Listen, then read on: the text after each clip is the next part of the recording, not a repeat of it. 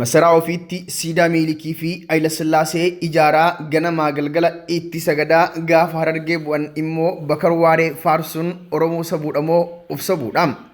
Namni beeku, namni dubbise, namni xiinxale waa'ee Bakar Waaree dagachuu hin danda'u. Waa'ee Elemoo Qilxuu dagachuu hin danda'u.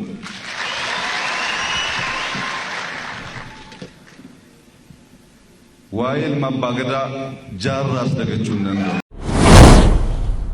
Jechi Dr. Abiy Ahmed kaleessa Harargeetti dubbatee hojii isaa waggaa tokkootiin wal bira qabamee iyyoo ilaalame afaan daa'ima gocha summii akka jedhamu saniin.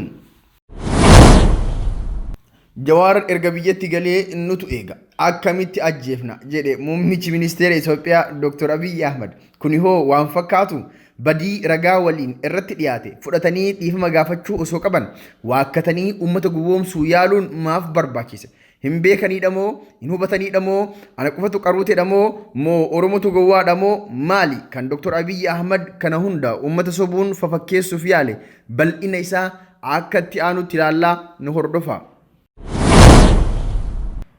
Hordoftoota keenya kabajamoo akkam nagaa jirtu? Nageenyi Rabbii guddaa bakkuma isin jirtanitti isinirra haa jiraatu jechaa Aanolee Global Media irraa odeeffannoolee waqtaawaa biyya keenyaa qabannee isiniif dhiyaanneerra. Saganticha kan isin biraan gahu Antolchaa Huseenii hanga xumura qophii keenyaatti nu hordofaanis affeerraa kenna. Osaayidii siyaasaa hayyudureen ODP fi Addawaa'ii akkasumas muummeen ministeera Itoophiyaa Dr. Abiy Ahmed seenaniin jaarmaan ODP kisaaraa siyaasa guddaa keessa galuun jaarmaa kolfaa ta'ee jira. Muummeen ministeeraa Dr. Abiy Ahmed akka yaada isaatti kallattiin isaa ta'u alkallattiin Jawaar Mohaammed karaa irraa yoo maqsine uummata Oromoo guutuu to'achuu dandeenya. Akka feenettis waan feene murteessuu dandeenya. Itoophiyaa guddoo miilikii fi Hayila Sillaasee san deebisnee ijaaruuf qaamni nu harkatti qabu hin jiru jechuun Jawaar ajjeesuu karoorfatee itti yaadee karooricha hojiirra oolchuuf yoo jedhu karoorri fashalee shirri isaa saaxilamee uummanni itti beekkatee dhaaba ODP onnee ofii keessaa mulqee tufe. Filannoon dhufaa jira. Oromoon immoo isaan tufee jira. Akka shayxaanaatti irraa maganfata. Kun kan isaan dhibe warri ODP lafti itti golgolooftee lubbuun kokketti galtee waan qabatanii fi gadi dhiisan wallaalanii jimiin itti buutee jaanjaa jiru.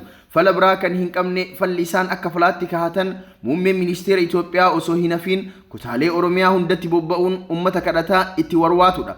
Dr. Abiy Ahmed Lammaa Magarsaa fi adda caaltuu isaanii Harargee Obbo Shimallis Abdiisaa Adaamaa, Obbo Tsaggaayee Birhaanuu Arsii Shaashamannee, Obbo Ahmad Tussaa Arsii Asallaa, Aadde Adaanach Abeebee fi Obbo Girmaa Amantee Roobee Baalee fi kanneen kana fakkaatanitti bobba'uun uummata kadhataa jiru. Guyyaa har'aas Dr. Abiy Ahmed, Obbo Lammaa Magarsaa fi Obbo Shimallis Abdiisaa Ambootti uummata kadhataa jiru. Rabbiin kakachuun waan balleessan waakkachuun immoo amala gowwoomsii bifa haarawaan qabatanii as bahan tahee jira. Marii guyyaa kaleessaa Harargee galma calanqootti taasifame irratti gaafii uummata irraa ka'eef deebii muummichi ministeera Itoophiyaa Dr. Abiy Ahmed dhimma Jawaar Mohaammed irratti deebise. Gaafii uummanni dhiheesse deebii quubsaa fi amansiisaa jedhamuu kan hin dandeenye ta'uu hayyoonni Oromoo dubbataa jiru.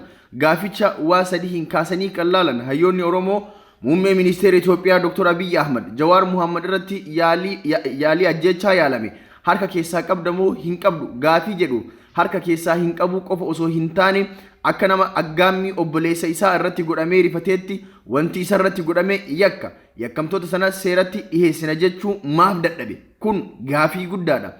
Bulchaan biyyattii isa waan ta'eef quba qabeenya isaa malee aggaammiin hangana gahu kan addunyaa guutuu waccisiise yoo raawwatamu harka keessaa hin qabu jechuu qofaan akkamitti uummata amansiisuu danda'ama?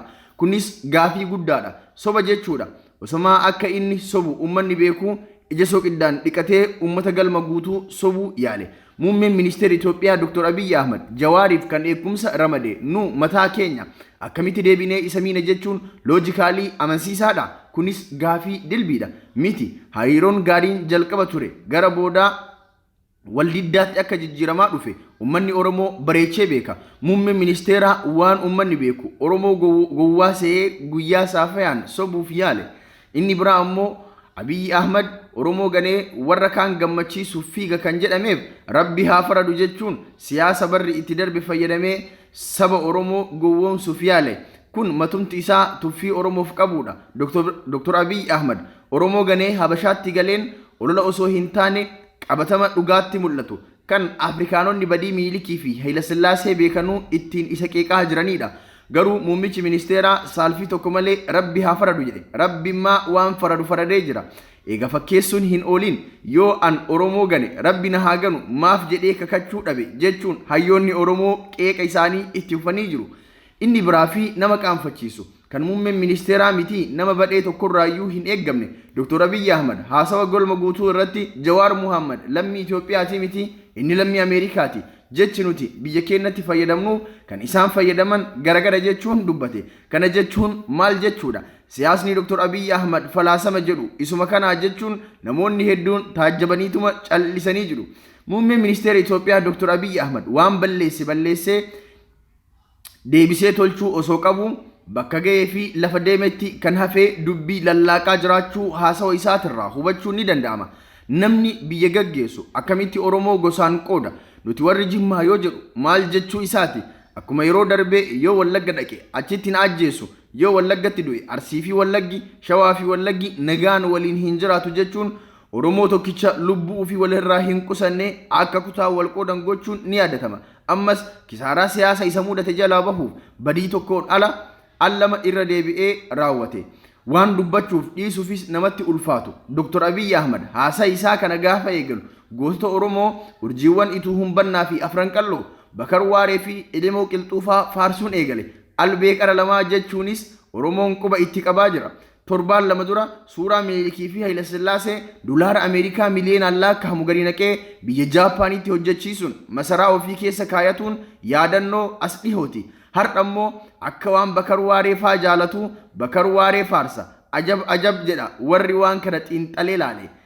Ustaaz Raayyaa Abbaa Mancaa oolmaa guyyaa kaleessa Dr. Abiyyi fi Lammaa Magarsaa irratti akkas jechuun fuula Facebook isaa irratti maxxanse. Hoggantoonni lamaan uummata Harargee waliin marii gochuuf dhaqanii garuu gaafiin uummataa hafuura kutachiisaa oole. Waan manguddoonni dubbatan keessaa Jawaartu kursii irraa qulqulleessee irra taa'aa isiniin jedhe. Jawaar fiddanii yoo nitti dhuftan malee isinitti hin araaramnu garaa keenya keessaa baatanii jirtan.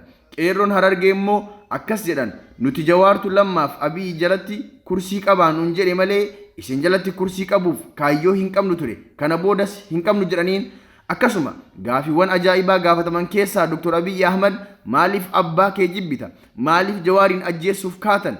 Gaafii Dirree Dawaa maaliif deebii dhabe? Kana fakkaatan ture. Garuu miidiyaan bakka san ture. Gaafii jajjaba uummanni gaafate. Abiyyiin hafuura kutee dhiisee gaafilee sassalphaa gaafatame bifa oduutiin dhiheesse. Gocha qaanfachiisaa torbaan darbee poolisoonni Oromiyaa qeerroo irratti raawwatan.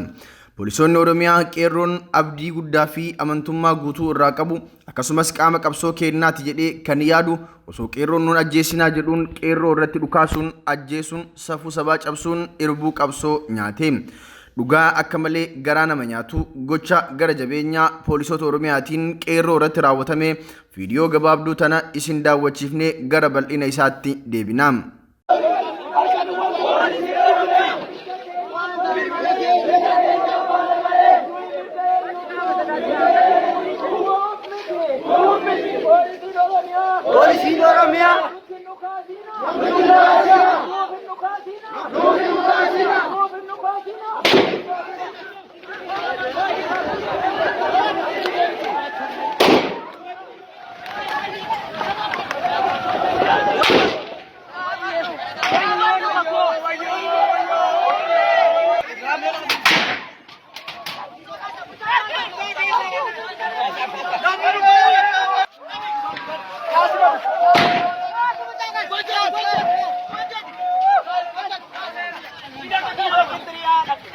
Akkuma viidiyoo irratti akkuma daawwattan caasan mootummaa biyyattii guutuun gaarummaa kaleessa horate mulqatee gara barcuma abbaa irree muummee ministeera Itoophiyaa Dr. Abiy Ahmad tiksutti waan seene fakkaata.